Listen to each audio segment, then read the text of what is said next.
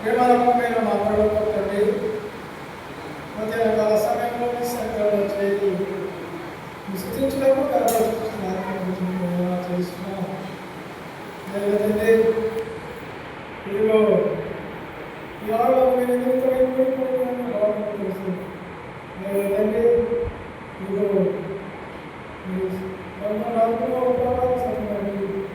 విద్యాలయం దీవించి ఆశ్రయించలేదు విద్యను ఆశ్రయించిన విధానానికి మనం తెలుసుకున్నాం. లేదంటే మన అవసరం లేదు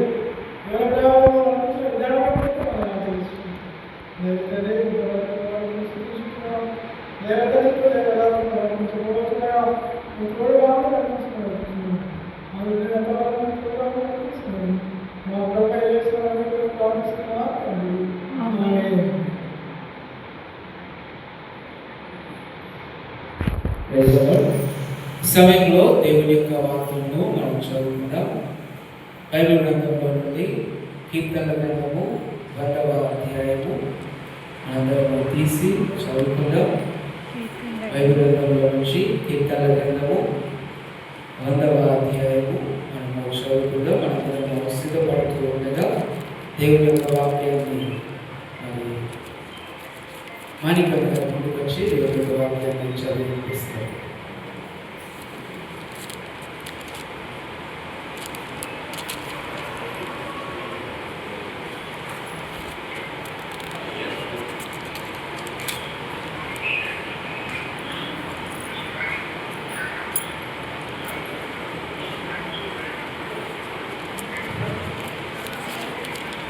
కీర్తన గ్రంథము 1వ అధ్యాయము 1 నుండి లాస్ట్ వరకు.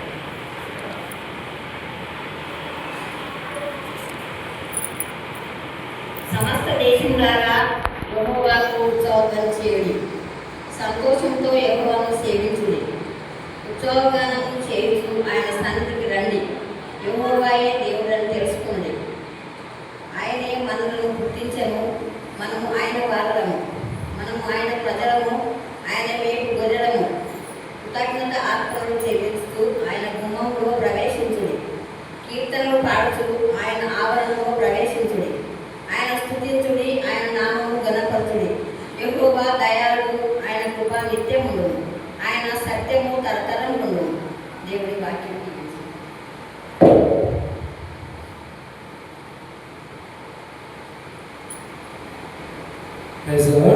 దేవుడి నామానికి మహిమ కలుగుగాక. ఈ సమయంలో మన మధ్యలో దైవజనులు ఉన్నారు. వారిని మనం వేదిక మీదకి ఆహ్వానించుకుందాం. మొట్టమొదటిగా మన మధ్యలో గౌరవనీయులు తండ్రి సమానులు శ్రీ కెఎం జానయ్య గారు మన మధ్యలో ఉన్నారు. వారిని పేరు పెట్టుకోవాల్సిందిగా ఆహ్వానిస్తున్నాం. చెప్పండి కొట్టి దేవుడి అదేవిధంగా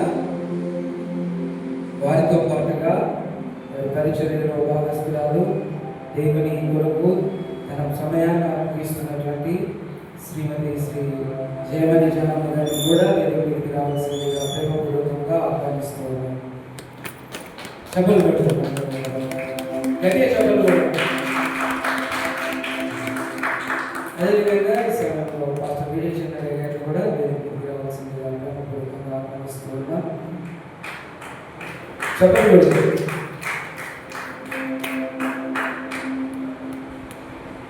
కార్యక్రమంలో ముందుకు వెళ్ళడానికి ముందుగా కొన్ని మాటలు నేను జ్ఞాపకం చేస్తాను. కొద్ది సమయము మనము మాట్లాడుకొని ముందుకు వెళ్దాం.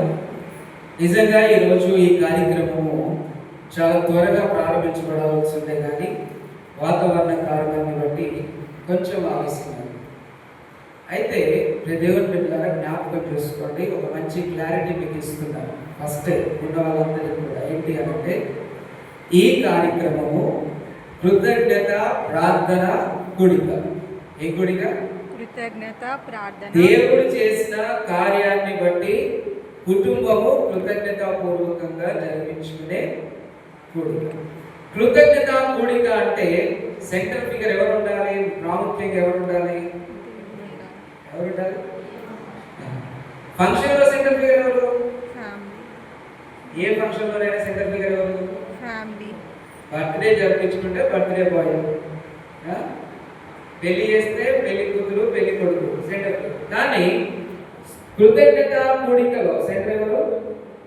కూడిక. కాబట్టి దేవుడు మన మధ్యలో ఉన్నాడని దేవునికి ఆ కుటుంబము కృతజ్ఞతాపూర్వకంగా జరిపించుకునే ఈ కోరిక కనుక అందరూ కూడా దేవుని వైపు చూస్తూ కోరికలో ముందుకెళ్ళాలని ప్రభు పేరుగా మనం చేస్తున్నాడు. దాని తర్వాత మరొక విషయము, స్త్రీలైన వారందరూ కూడా తలల మీద కొంగు.